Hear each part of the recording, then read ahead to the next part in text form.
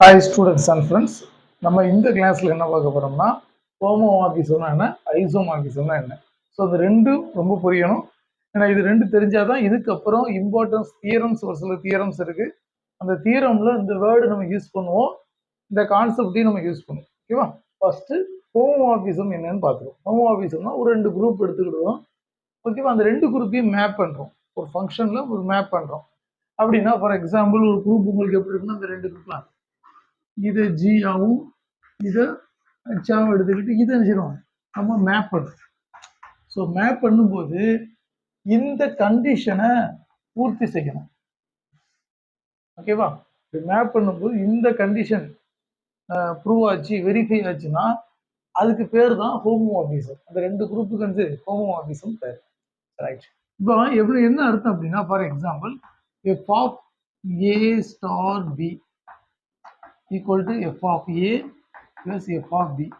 For example இதில் a equal to 1 2ன்னு எடுத்துக்கணும். இங்கே இருக்கிற ஒவ்வொரு இமேஜையும் அங்கே ப்ரீ இமேஜ் இருக்கும். For example a equal to 1 b equal to 2ன்னு எடுத்தா f of a 1 star 2, f of 1 star 2 equal to f of 1 star, sorry இந்த ஸ்டார் ஸ்டார் f of 2. இதனுடைய வேல்யூவும் இதனுடைய வேல்யூவும் ஈக்குவலாக வரணும். ஓகே, அந்த கண்டிஷன் இந்த கண்டிஷன் வந்துட்டு அப்படின்னா ஃபார் எக்ஸாம்பிள் ஒரு எக்ஸாம்பிளுக்காக சொல்லி கொடுத்துருக்கிறேன். ரெண்டு குரூப்பை நம்ம மேப் பண்ணுறோம். ஸோ இங்கே இருக்கிற எல்லாத்துக்கும் இங்கே இருக்கிற எல்லாம் வேணும் ப்ரீ இமேஜ் இருக்கும். இங்கே ஏனாங்க எஃப் ஆஃப் ஏ, பினாங்க எஃப் ஆஃப் பி அப்படி இருக்கும். ஸோ அப்படி இருக்கும்போது நமக்கு இந்த கண்டிஷனை பூர்த்தி செய்யணும். ஓகே, ஃபார் அதாவது எக்ஸாம்பிளுக்காக சொன்னால் A equal to 1 B equal to 2னா எஃப் ஆஃப் 1 ஸ்டார் 2. இப்போ ஸ்டார் வந்து ஒரு வேளை அண்டர் மாடல் அடிஷன் அப்படின்னா ஸ்டார் அடிஷன்னா எஃப் ஆஃப் 3ன்னு வருமா, எஃப் ஆஃப் 3ன்னு வரும். எஃப் ஆஃப் 3 ஈக்குவல் டு இங்கேயும் F of 1 plus F of 2. So ரெண்டையும் மல்டிபிள் பண்ணால் இது ரெண்டும் ஈக்குவலாக வரும். ஒரு எக்ஸாம்பிளுக்காக சொன்னேன். ஒருவேளை ஸ்டார் ப்ளஸ்ஸாக இருந்தால் ஓகேவா, இதே போல் டாட் எதனாலும் கூட இருக்கலாம். ஆனால் இந்த கண்டிஷனை பூர்த்தி செஞ்சிச்சுன்னா அதுக்கு பிறகு என்னது ஹோமோமார்பிசம் பேர். சரியா? இப்போ அடுத்து ஐசோமார்பிசம்.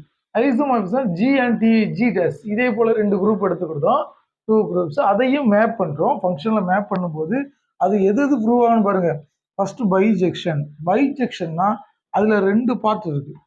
ஒன்று 1 to 1 இருக்கணும், 1 to 1 ஃபங்க்ஷன். தமிழ்ல வந்து ஒன்றுக்கு ஒன்றான சார்பும்பாங்க. அடுத்து ஆன் டு ஃபங்க்ஷன்.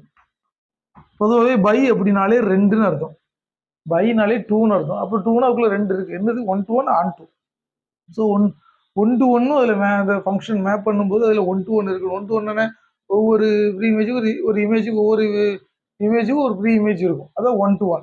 ஓகேவா? அது மாதிரி ஆன் டு ஒன்று மேற் சார்பும்பாங்க. தமிழில் வந்து மேற் சார்பும்பாங்க. ஸோ ஆன் டு அதில் எக்ஸிட் ஆகும். அப்படி ரெண்டு எக்ஸிட் ஆயிடுச்சுன்னா பைசெக்ஷன் அர்த்தம். அப்போ பைசெக்ஷன் எக்ஸிட் ஆகுது. அடுத்து பார்த்தீங்கன்னா ஹோமோமார்பிசமும் இருக்கணுமா. ஹோமோமார்பிசம்னா என்ன, இந்த கண்டிஷன் புரியுதா? அப்போ இதுவும் இருக்கணுமா. பைசெக்ஷன்னா 1 to 1 ஆன் டு இருக்கணுமா.